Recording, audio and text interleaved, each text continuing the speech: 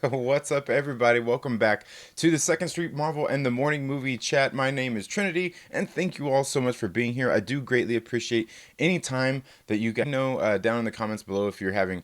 How bad is it? Let me know down there in the comments below. Now, Wednesday, October 16th, 2019. And whew, man, what a week it has been so far. I know I've certainly got my day cut out ahead of me. Oh man, this thing is going bad, isn't it? It's looking pretty bad. But yeah, so first time ever being to the Chinese theater down in LA, let alone for a movie premiere. And I got to tell you guys, it was actually a really great time. And I'm not sure if you guys are into horror movies, but this movie, Rabid, was really great. I've got to tell you guys, this movie, I think they said this movie will come out nationwide in theaters, and probably not all theaters. I'm not sure that it's like going to be a major release, but they said it's going to be, oh dang it.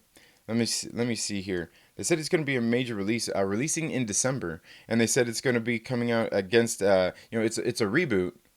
It's a reboot, right? So I think they said that it's actually going to be coming out on December 12th in theaters nationwide, or I'm sorry, December 13th. And I could be mistaken, but I think that is the same weekend that the Frozen 2 actually comes out at the theater as well. I could completely be wrong there. I could completely be wrong, but let's see, when is Frozen 2 supposed to come out?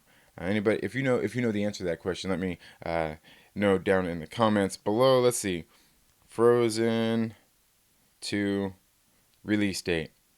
Okay, it looks like, okay, this one's saying November 22nd. I thought they said it was coming out.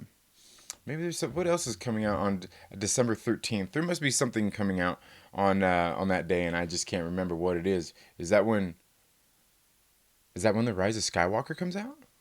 So you don't know.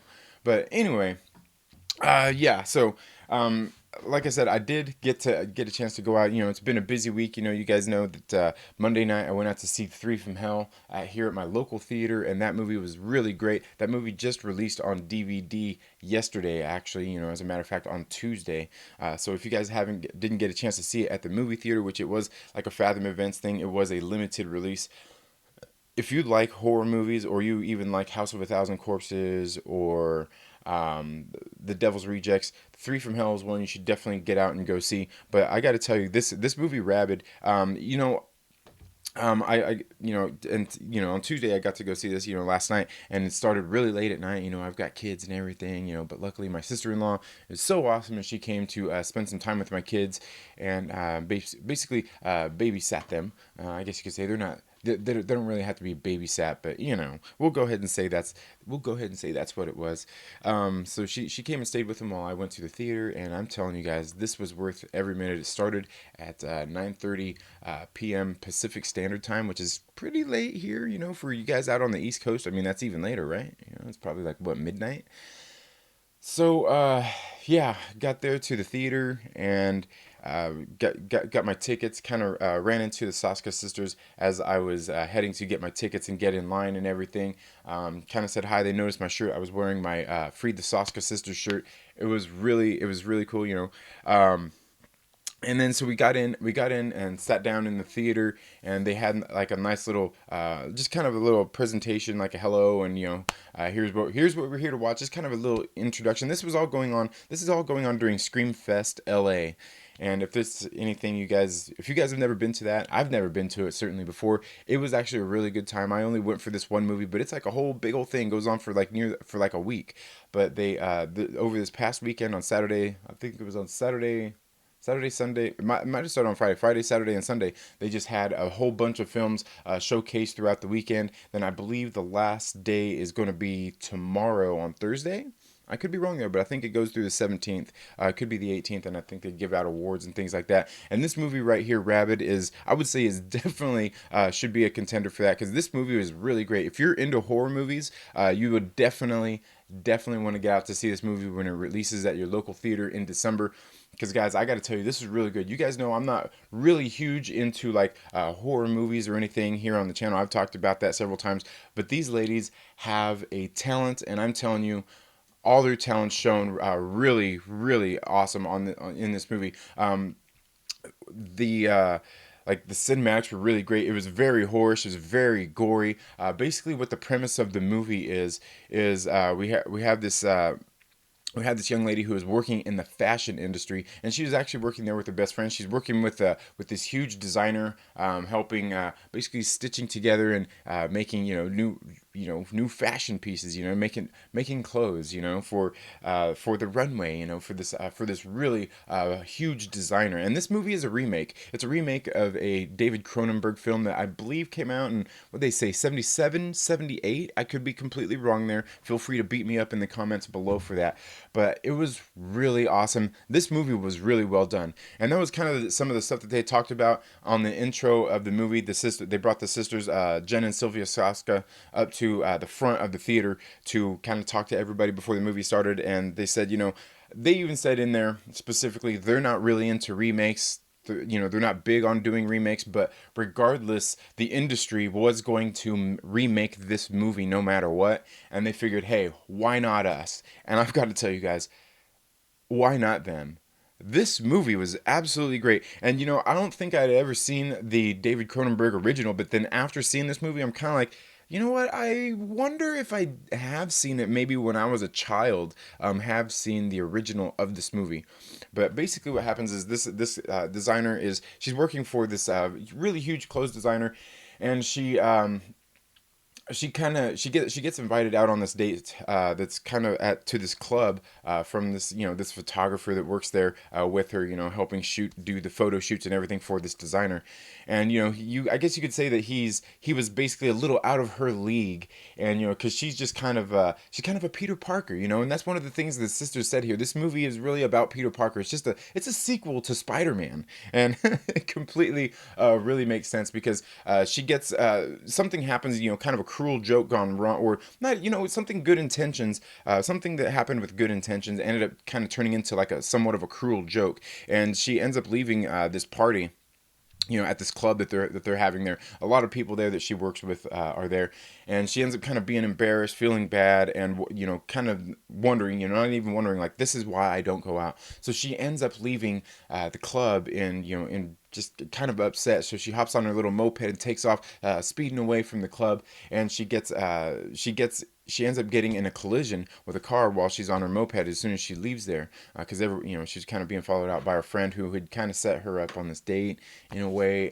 Some just really great stuff for the setup here. She ends up getting horribly disfigured. She ends up looking really bad. Ends up losing. She loses her job. She's in the hospital. She can't afford to pay her bills, and like I said, she's severely mutilated on her face. Even she's got a big old scar across her chest. I mean, they had to do a lot of stuff to her. She was horribly injured in this collision. So in the meantime, basically, she lost her apartment. She lost, just lost her job. She lost everything pretty much.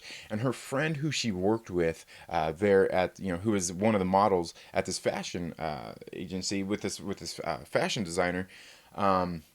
Ended up taking her in. It's like been her best friend since childhood. Ended up taking her in, moved all her stuff into her apartment and things like that in the meantime, because she was, I want to say she was in a coma for about a week before she woke up, and found out like she was severely mutilated. Like it looked bad. Like it was like she was missing like a lot of this part of her face, and things were really bad. So she ended up going to live there with her friend, and she basically couldn't eat because her jaw was wired shut. It was pretty gory. It was pretty nasty looking. It really was. The people who did like the effects on here, just like with like all the props, they were making all the facial prosthetics and everything that they used in this movie, did a great job. They did a great job. Now, at times you can see, there's things that are kind of placed, and it's like, but I can tell you, it's nothing that takes away from the movie. It was really well done. And so she ends up basically out of a job, out of work. She's basically reclusing at her friend's apartment because she's disfigured. She's sitting there trying to eat, and she's trying to feed herself through like a big syringe with a tube. She ends up getting sick, and it was great, hearing the actress. I believe her name is Laura Vandervoot, who played the main character here in the movie. She said that, like, in the movie when she had to do this, she ended up actually vomiting in her mask and their prosthetic and everything, while they were shooting this, and it wasn't actually planned for the shoot. And they just kept the camera on her while all that stuff was going on, but she actually did end up vomiting while trying to do this, and it was really, really great. So she's kind of, like, in those kinds of cases, I mean, when you're horribly disfigured like that and things like that, you get you're in a state of trauma. So she's basically without a job. She's, losing all hope for stuff, and so she ends up going to meet this doctor. She sees this preview on TV, that looks, telling all these things. This nice hospital that has all these things that they can offer her. They offer experimental treatments and all this stuff. So her friend ends up taking her to this doctor, to this hospital, and the doctor looks at her and everything and is like, hey, like, you're a perfect candidate for what we need. Are you willing to sign these papers and, basically let us experiment on you? So she's kind of hesitant. She kind of wants to think it over with her friend and everything, and so she ends up signing the documents and becoming part of this experimental procedure, I guess. And long story short, the procedure ends up being really great. They do like some sort of like a skin graft, but it's not even like a skin graft because it's this advanced technology. They got this goo kind of stuff. It looks like slime, and they put it on her face to heal her face. They heal the scar, everything there. And then she has this diet regimen she's supposed to follow, and medications and things she's supposed to do like that. And the doctor here, who's getting all this set up, really crazy, creepy. Again, this movie was really, really well cast with all the people that they had in it. A lot of great funny and silly things that happen in the middle of all this too, because like any good horror movie should have like some sort of element of like cheesiness or comedy to it. I think that's something that's inherent about having a really great horror movie. And by no means am I a connoisseur of horror, guys, but when there's something good that's a horror film out there, I really enjoyed it. In this movie, I really did enjoy it. So we see that she ends up getting healed. The doctor comes and saves her, and it's like a miracle. She ends up looking better than she did before the procedure. She had, I think before, like, she had like a little scar on her head, and just like her skin wasn't looking all that great, and maybe she just yeah, she just looked like the plain Jane woman, and like, this doesn't really church herself up or anything, wear a whole lot of makeup or anything like that. And like I said, she's kind of a Peter Parker. She's kind of an outcast.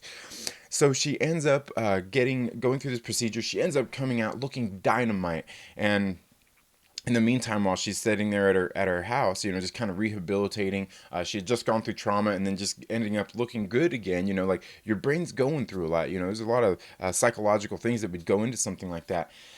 So she's sitting there kind of holed up in her friend's apartment. Her friends who she worked with is like, hey, like, I understand, things are down. She goes, but why don't you do something creative to get your mind off of it all? And she goes, okay. So she takes her friend's advice and starts working on some fashion designs and things like that. She kind of starts how would you say, maybe flipping out, kind of having some episodes, some just crazy things going on. And then her friend decides, like, hey, like, you need to get out. Okay, you need to get out. Let's go out and do something. So she ends up taking her to the club with her after her friend had actually, the one who was injured here, she had actually made some of her own clothes, her own fashion designs, made them while she was there at the apartment. She was wearing this stunning dress as she was going out.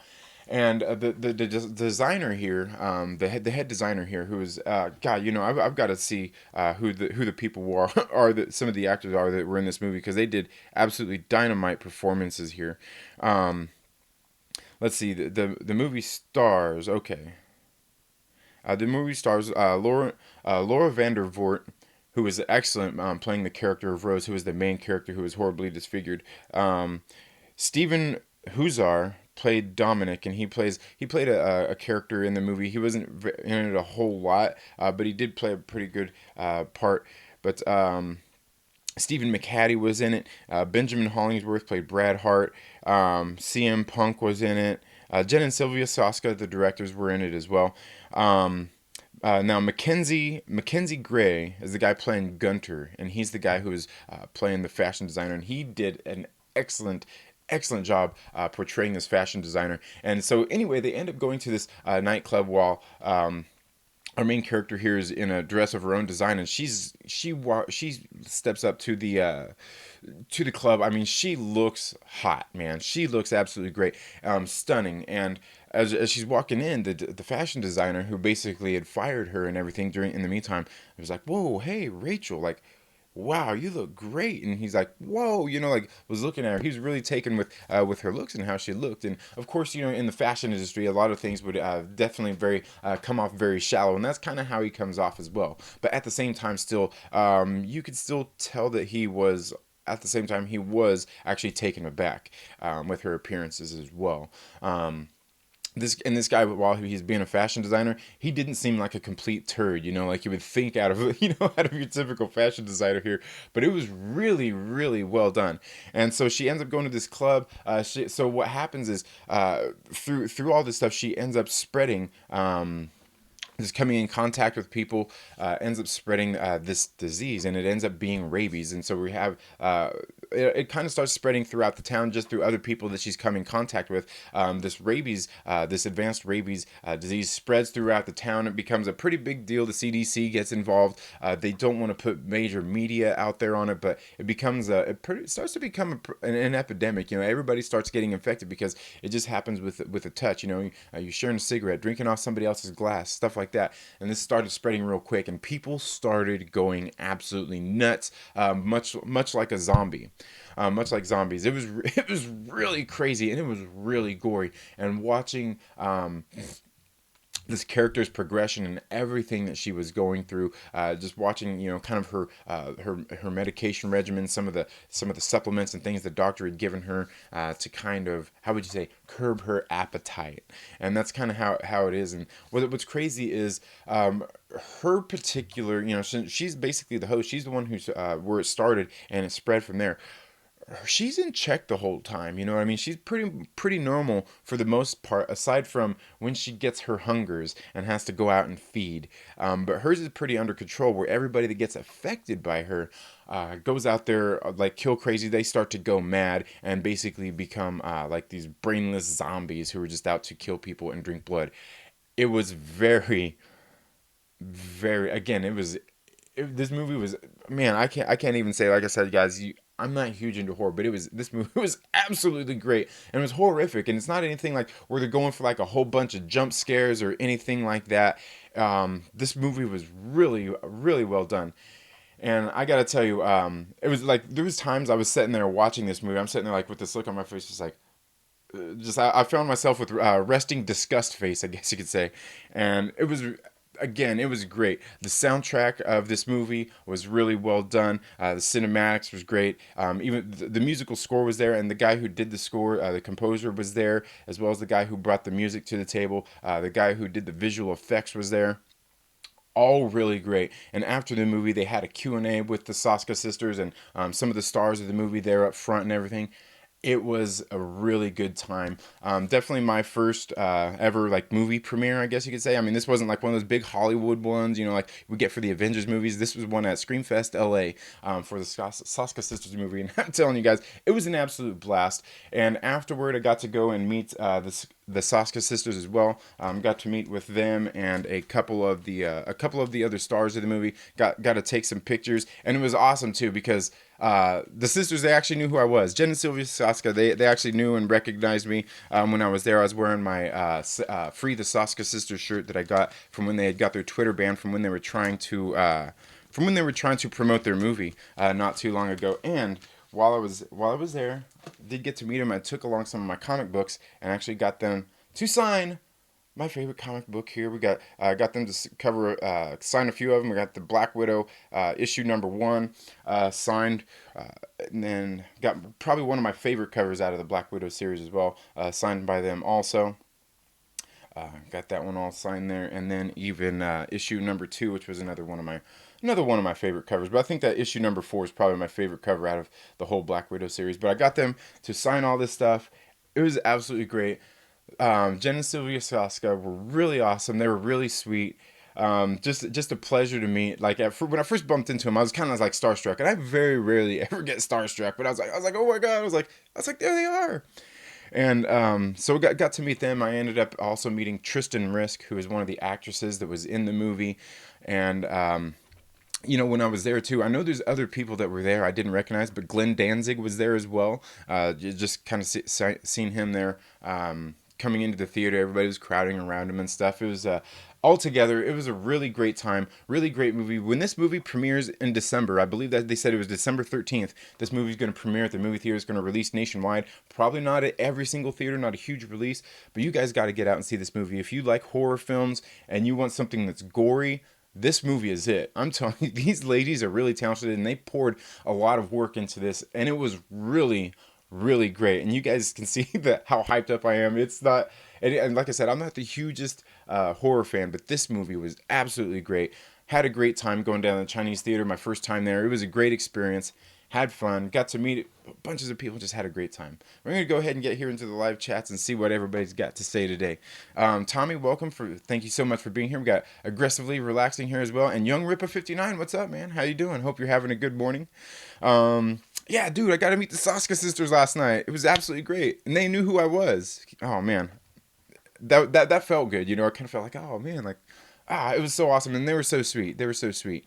And just truly awesome ladies. If you guys don't follow the Soska sisters on Instagram or Twitter or anything like that, you guys should go give them a follow. You can find them on Twitter at I believe it's at Twisted Twins. You can go find them there on Twitter, and you can find them on Instagram. I believe they're just under the Soska sisters on Instagram, but you can even follow them on Facebook. But they were absolutely delighted. These ladies are wonderful and talented. Like I said, they wrote probably my favorite comic book of all time, and got some signatures, and then they are some wonderfully talented directors as well. You guys should make sure to check them out. Check out any other past material. You can still go out and check out their movies. Like you can watch American Mary. They also did Vendetta. And then they also did Dead Hooker in a Trunk, and I'm not sure if you can how easy that one is there to find out there, but I definitely want to go back and check all these movies out, because I haven't seen American Mary or Dead Hooker in a Trunk. Isn't that what it's called, Dead Hooker in a Trunk? I haven't seen those particular movies, but I have seen Vendetta, and yeah, it was just a really great time. Aggressively Relaxing says, that's awesome, you had a good time. Yeah, man, it was an absolute blast, and I was there. I didn't get home until almost 2 o'clock in the morning, man, and I was just dead tired, because I woke up the day before. Yesterday I woke up at probably like 5:30 a.m. Early in the morning, so it was a long day.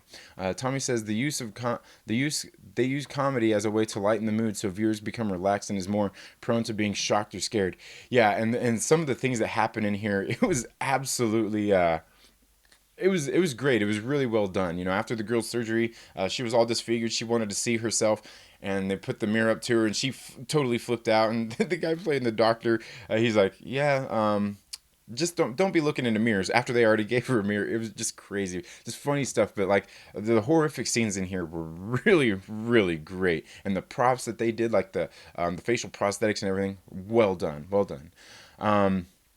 Aggressively Relaxing says, what's up, Tommy? New comic book day, new Arrowverse shows, and a new episode on Star Trek Online. I could not be better. How about you? Awesome. That sounds good. Yeah, and it's new comic book day. I already got my comic books for the day. I've got a couple of the reviews that have already dropped. Going to be getting some more read, and hopefully some comic book reviews dropped hopefully later today. I'm going to have a busy day. I've got a load of freight I've got to go pick up and get worked for my business. It's going to be a busy day for me. I got to take my kids to karate class. It's going to be absolutely crazy. Yeah, and Young Ripper says, it's Comic Book Wednesday. Yeah, man.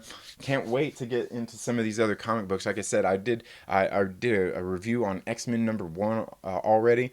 Very, very great. Very great start off to everything we got just after the House of X and Powers of X series that just came out. That just finished up last week, and then obviously we're getting all the books coming out, I think, consecutive weeks until all 6 of the new titles have come out. But Yeah, looking forward to some of the books that I picked up this week because I got quite a few. I got quite a few this week. I think I got like 11, 12 books total. Yeah, man. New Comic Wednesday. Aggressively Relaxing says, it is so embarrassing when you give someone else rabies. This reminds me of my junior year in high school. Right? Right? Young Rip says they are awesome. They, you know what? They are absolutely awesome. They were so sweet when I met them too. Like I said, I believe it was Sylvia Saska. She came up and gave me a hug. She's like, "Oh, she's like, you're Trinity, right?" She's like, "The Second Street Marvel." I was like, "Yes." It felt so good that they actually knew who I was. You know, I'm like, hey, and I'm not like somebody, but you know, I mean, I guess I interact with them on Twitter enough and on Instagram. So, yeah, that was really cool. Got to meet them. Got to meet Tristan Risk, who is also in the movie. She's done several movies with them as well. And again, guys, when this movie comes out in December, you guys, I'm telling you, if you like horror movies, you have to get out and see this movie. Go support it. Go support this movie when it comes out. And whatever other movies it's going up there against in the theater, I can guarantee you this movie is going to be better, okay? If you're into horror movies, like I said, I'm not even into big time horror fan. This movie was effing great. Effing great. Everything, like I said, from the cinematics to the way it's directed, the acting in it was really great. The score was awesome. Even the soundtrack they used throughout the movie, all all actually just really great stuff. Young Ripper says they are awesome. About to head to the shop now. All right, man. Yeah, and it's a little later there for you guys. There in the Midwest, man. I'm stuck out here on the West Coast where everything opens up a lot later. You know, everybody east of here has it nice. You know, they start their days earlier, and it's, well, I don't know, maybe not everybody starts their day earlier. Sometimes I start my morning at 4 o'clock in the morning, which is still like 7 o'clock over there on the East Coast, man. So, yeah. But yeah, man. Yeah, head out to the shop, man. I can't wait to see your reviews on some of the books that are coming out this week. And I did see even Young Ripper 59 here did a video yesterday that apparently Kevin Feige has been promoted to the what is it, the CCO of Marvel Studios. So he's or of Marvel altogether, Marvel Entertainment. So apparently he's going to be overlooking a whole lot of things. Now I'm not sure how much oversight he's going to have on the comic division, but it seems like that's the direction from what I read in the article I read from Deadline. It sure seemed like he's basically going to be in charge of Marvel, just Marvel altogether. I could be wrong there. You know, maybe there's some to that story that I don't know. But yeah, guys, there's something I did a video on a few weeks ago on the Trailer Park Live. You know, maybe a little over a month ago, where I was talking about Victoria Alonso taking over for Kevin Feige in the Marvel Cinematic Universe, as far as being like that executive producer, pretty much the person who has the say so and is overlooking it all. I'm telling you guys, we're there. I told people when I did that video, mark my words, Victoria Alonso is the next in line. Kevin Feige's going to go on to bigger and better things, and he's making those steps, folks. He's the president of Marvel Studios right now. He's going to produce some Star Wars. He is now the CCO of the Chief Creative Officer. Is that what it is of Marvel Entertainment now? Just the whole Marvel thing. So he's got all these responsibilities now, guys. Don't think for a second that I was wrong a few weeks ago when I said that Victoria Alonso would be taking all this over. It's just something I saw coming. And I'm not gonna pull one of those things out there like some of these dudes do like, see, I told you guys I was right, man. See, this channel got stuff right. It just, for me, the writing was on the wall. The writing was on the wall that this was going to be happening. And hey, I will just say, don't forget, you guys heard it here first. I said it, man. I said it. I told you she's going to be in charge of what's going on here. I also seen there was some other news that actually Young Ripper even covered as well, talking about, and again, it comes from one of those clickbait websites as well. That's from We Got This Covered, about Jane Foster is getting ready to get a trilogy in the Marvel Cinematic Universe for Jane Foster, and I'm not sure how much I believe that. While at the same time, I don't necessarily doubt it neither. Now, the reason I don't really believe that is because for me, it's hard to imagine that Natalie Portman, of all people, who's kind of been somewhat outspoken here in the comic movie world genre, has come out and she's not really into it. She don't really, her heart's not into it. But of course, so that's the one reason I doubt it. The one reason I don't doubt it, though, is because she'll be making Marvel bucks. Okay? Marvel money, and that's a lot of money. If they are going to do a trilogy, they're obviously going to offer her a lot of money that she'll be into it. Yeah, she'll be into it all right. It's the same thing I was saying about like Robert Downey Jr. As well as Chris Evans before, especially Chris Evans. Because in case you don't know, Chris Evans actually wants to do a lot of work behind the camera, being a director and things like that, and he has directed a movie already. And I can't remember the name of it right off of the top of my head. I did watch it. It was a pretty decent little independent flick, but he's these people are going to be coming back to the Marvel Cinematic Universe at some point because of the same thing that's bringing Natalie Portman back. If they do end up doing that trilogy, is Marvel money. Chris Evans, if he wants to be a director and do smaller, more independent kind of movies like that, you don't make the kind of money that Chris Evans needs to I guess, support his lifestyle or do the things that he wants. He won't be making those kind of money. You can't fund some of the independent films that he wants to make without cash flow. And Marvel money is Marvel money. He makes a lot of money in the Marvel, from the Marvel Cinematic Universe. So don't think that he won't be back. And the same thing applies to Natalie Portman here. We know that she will be back. And are they going to do that trilogy? Like I said, I doubt it, but the reality is Marvel money talks, okay? And when you're wanting to do these smaller films and stuff like that, you're going to need money in the meantime because you're not going to be making money while you're, even if you're doing like a little 20, 30-day shoot, doing, a small independent movie, you still need money in the meantime.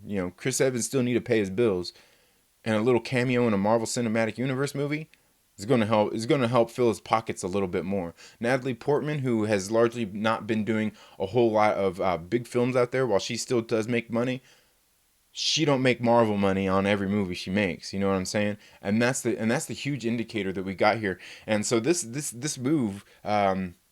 Like I said, it really plays into a lot. And this also makes me wonder, too, about, just the whole mess that's been going on with Sony Pictures and Marvel Studios and Disney, just that whole thing with Spider-Man. Remember, Sony came out and said that Kevin Feige is too busy, just got too much on his plate to continue to make these movies. And I said at that time, when Sony came out and said that, and there was a lot of people out there saying that oh, he's not too busy, he can do all this. And the thing is, yeah, sure, he can be producer of all these different things at the same time. But now we can see he's got another promotion. It makes me wonder if they already knew that, if Sony knew that he's getting this promotion and all these different kinds of things, that they're like, this dude is going to be too busy to prioritize Spider-Man, a character that he don't own, for us.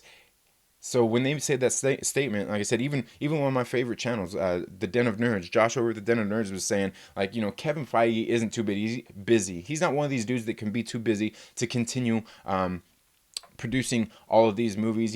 He can do it. And the thing is I don't doubt that he can do it. But now he's even getting this other promotion as well. He's probably going to step back on some of his duties also. And that's why I think Sony made that statement, is they knew that he was some of this stuff was getting ready to happen. And like I said, he's too busy. He's got too much on his plate for what they want with their character. Plus, if Marvel's not getting the kind of money out of it that they want to, that plays a lot into it as well. They're like, hey man, we want to crank out some movies here for our Spider-Man content, and you're busy trying to build this whole universe. You're doing this, you're doing that. This all plays into that. But this also plays into the fact that, are they going to get a deal made? Are they going to do the same thing, kind of like everyone was saying, like they did with the X-Men, and start crushing him in the comics? So then, kind of putting pressure, like, okay, there's not much to gain out of this character at this point because we're not making a push in the comics. Now, are they going to do that? I doubt it, because we can see the market has been absolutely oversaturated with Spider-Man comic books and Spider-Man content. So I don't know. There's just a whole lot of tricky things going on here right now. With Marvel Studios, the Marvel Cinematic Universe, even between Sony and all of this stuff happening. It's not even Marvel Studios at this point. Now it's just Marvel Entertainment altogether. So a lot of things, a lot of crazy things going on in the world of comics and comic movie news and stuff like that. I think, kind of even like Young Ripper 59 said in one of his videos. He was one of the first people I heard saying it, and I was thinking the same thing at the same time. And when I heard him say it, it solidified my thing. Was like, the Disney Plus streaming service is a game changer, and that completely blows up and expands every single thing that they can do with the Marvel Cinematic Universe, and things are going to change. And still, I still think people don't see the huge implications that that is going to have, the streaming service with the Marvel Cinematic Universe and all these things. It's unprecedented. Nobody else has that. Nobody else has had that universe. Nobody else has had the kind of money. Nobody else has had the kind of success that they are having over there. So I think even this move with Kevin Feige, going to take over, be the CCO of Marvel Entertainment, has huge implications that I guarantee you we haven't even thought of yet, and we're probably going to see not even play out over the next coming months, but over probably the next few years as things begin to change. I was actually even just watching a video by your boy Zach. This morning where he was talking about some of that too, where we'll probably see changes coming in the comic book soon enough. We know, like, as far as like the Guardians of the Galaxy, they were actually changed in the comic books through the means of the movies. The character looks and designs and everything completely changed, and now they look like a mirror reflection of what we had in the Marvel Cinematic Universe, when in the first place they looked different when they were in the Marvel Cinematic Universe before they ever made any of those changes. So it's really going to be crazy seeing how this all ends up playing out throughout the course of the next couple of months, the next couple of years. Because, folks, there's a lot of things changing. This little thing being announced, Kevin Feige, this is huge news. This is huge news, and I can guarantee you, there's a whole lot of people glossing over a lot of the facts here and a lot of stuff that's going to be going on. This is huge implications, folks. Huge. This is the comic world, the TV world, the movie world, all coming together as one, basically under the creative direction of one man. And is that necessarily a bad thing? I don't know. I mean, Kevin Feige is, he's got a pretty good proven track record with the Marvel Cinematic Universe. He's been successful in what he has done. But whether this is actually good for everything or bad for everything, I guess, and not bad as in, like super bad, like, like really like anything terrible, but just the kind of ripple effect that this is going to have, we don't know yet. And like I said, I guess we'll probably learn more over the coming days, the coming weeks, coming months, and coming years. Again, guys, I think this was some huge moves, huge moves made by Marvel Studios, Marvel Entertainment here over the past 24 hours. I mean, guys, this is huge.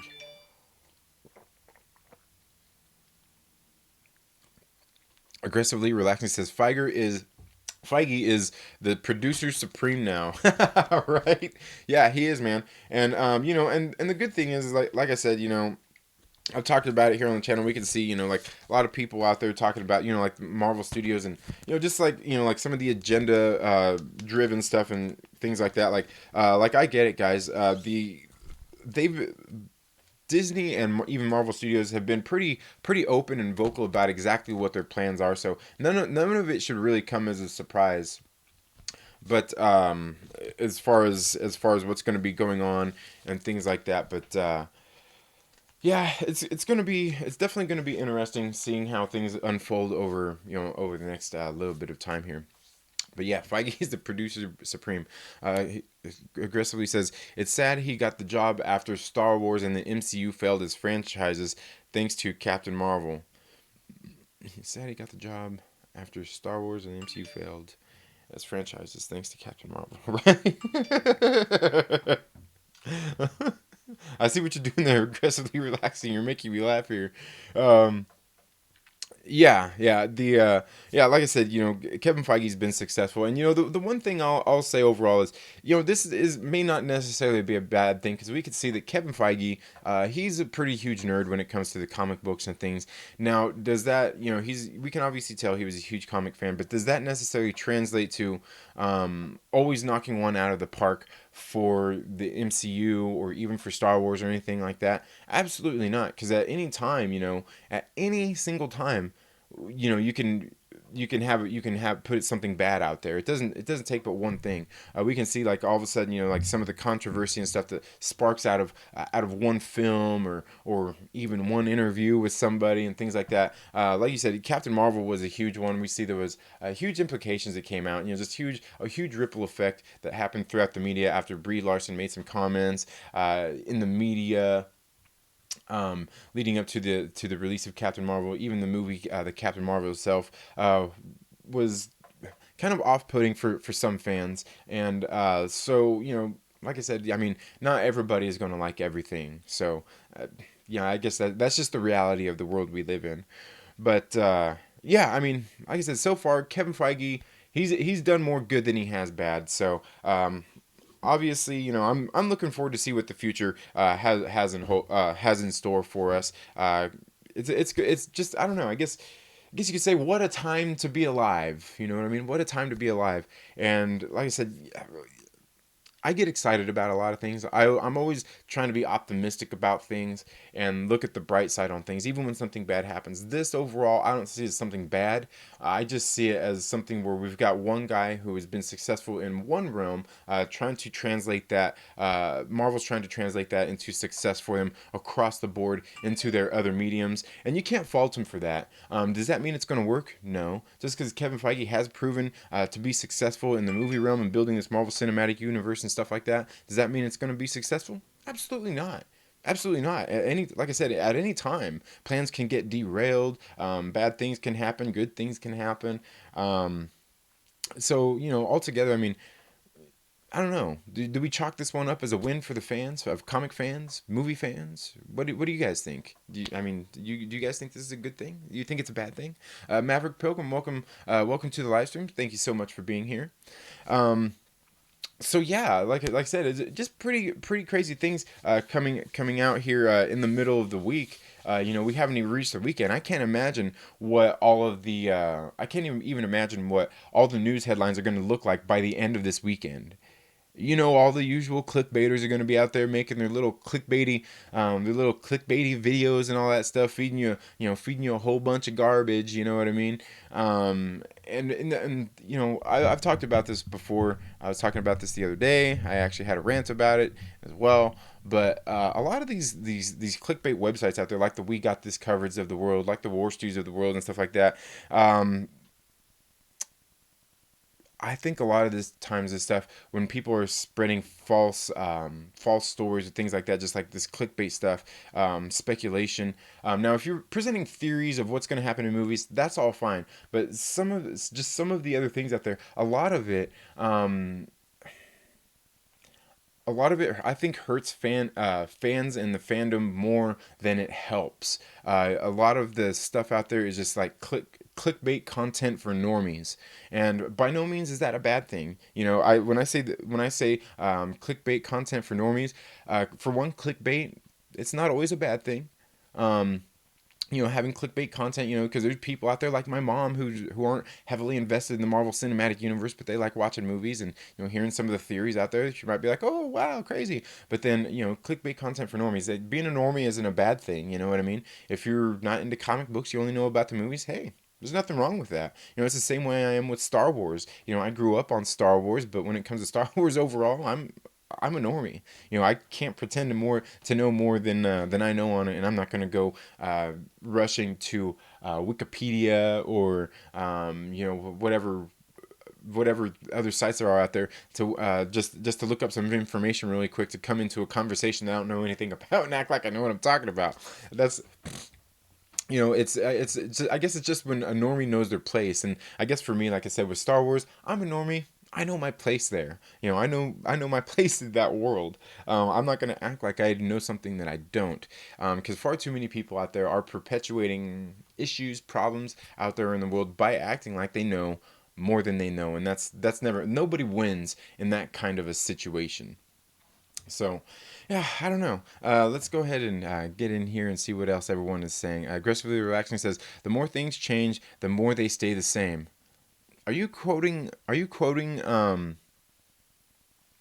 you? Sorry. Are you quoting Machine Head there? I love Machine Head, and that's actually one of my favorite albums of theirs. The More Things Change, great album, and that's even one of my favorite songs that they did on that album.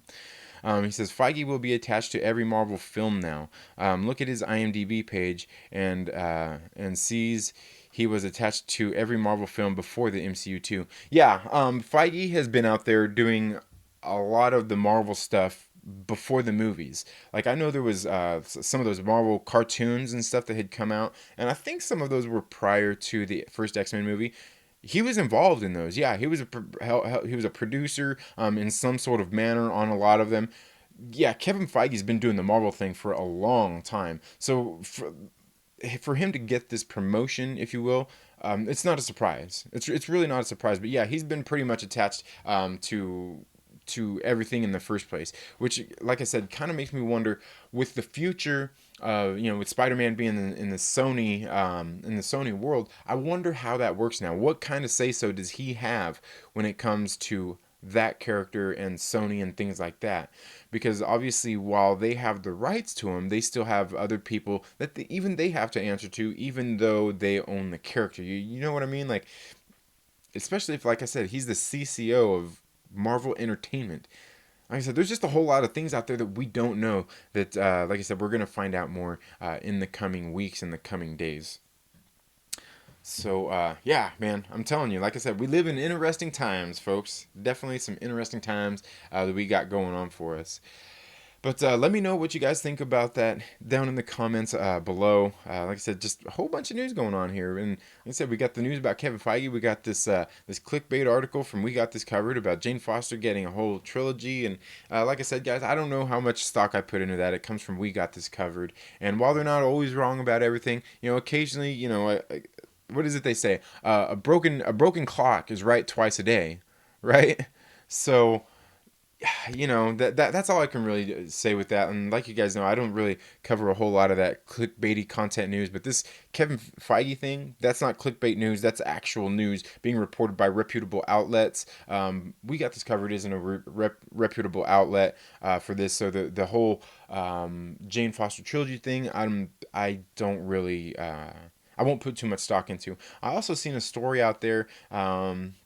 I didn't really deep dive into it. I read the headline. I only read the headline, and that was that they're saying that Thor: Love and Thunder is actually going to concentrate on kind of have some messages in there about like breast cancer and breast cancer awareness and things like that. They're going to explore some of that with Jane Foster's character in this next movie. Which, if you guys know the comic book and kind of some of the origins of that, just like what happened in the comic books, that's not too far fetched. You know what I mean? So for anybody to make that assumption, it's not too far off of base. It's not too far off base. I don't care what publication is putting that out, because that's kind of what happened in the comics. She was dealing with cancer and things like that, and when she would pick up the hammer, it would reset all her chemo treatments and things like that when she became Thor and became human again. So for them to say that, make that assumption, I didn't see who it was that put out that story. It wasn't one of the major publications that I had seen, but it was just a story I'd seen. I'm like, it's totally imaginable. Anybody again could make that assumption and put that out there in the world and not be wrong, and be right. So yeah, just some interesting things going on out there. I'm gonna go ahead and wrap it up here. Just a few minutes early. I know it was a few minutes late, but like I said, I've got a busy day ahead of me. Got to take the kids to karate school. Got some new comic books I got to read. I got a lot of freight I'm gonna have to get worked and everything. So overall, like I said, guys, last night I went to the Chinese theater down in LA. My first time being there. Went to like my first ever like movie premiere. I mean, this is like a pretty big movie premiere. Like I said, there was like actual like stars there. Like I said, Glenn Danzig was there. The composer of this movie was there, who did the musical score for the movie Rabid. A lot of just like some of the actors and actresses that were in this movie were there. Again, a really great film, guys. When the movie Rabid comes out at a local theater near you, if you're into horror movies, I would highly suggest getting out and seeing this movie. This movie was absolutely phenomenal. Like I said, I'm not a big horror fan, but this movie, like I was sitting there, like I said, there was times I was sitting there like, I found myself sitting there like in that kind of cringe look, like, oh man, like, ugh. Like it was really well done, really great movie. I can't say enough. When this movie comes out on DVD, I'm definitely buying this movie. So yeah, again, thank you all so much for being here. Make sure you go out and see Rabid. Make sure and get out to your local comic book shop as well. It's New Comic Wednesday. Go out, buy some comic books. There's a lot of good ones coming out this week, folks. We got the new Jonathan Hickman's X-Men number one came out. I've also got a couple others here that I got that I'm gonna review. One of those happens to be Chastity, issue number 2, by one of my favorite writers. That's Lee Williams. You guys know how much I love her and her writing, that I'm going to be doing some reviews on. I also got a new issue from Image Comics that I'm going to be reviewing called Marked. We're going to go ahead and give that a read and see how that is. But yeah, guys, I guess that's all I got for the show today. Maverick Pilgrim says I'm covertly listening to the stream at work. Awesome, awesome, and you can feel safe here because usually here during the morning movie chats, I keep it pretty PG. I don't go off the rails or anything like I do on the Trailer Park Live. But that's all I have for this video today, folks. Thank you all so much for tuning into the Second Street Marvel. If you haven't already, please make sure you're subscribed and click that little bell so you get notifications anytime I've uploaded new content. And if you like this video, please give it a thumbs up, and if you don't, give it a thumbs down. It's all good. But while you're at it, make sure that you share it with a friend and invite them to come hang out with us here on the Second Street Marvel. You all have a very good day. Have a great rest of your week. Get out and support your local comic book shop. Happy reading, and we'll see you in the next video. Later.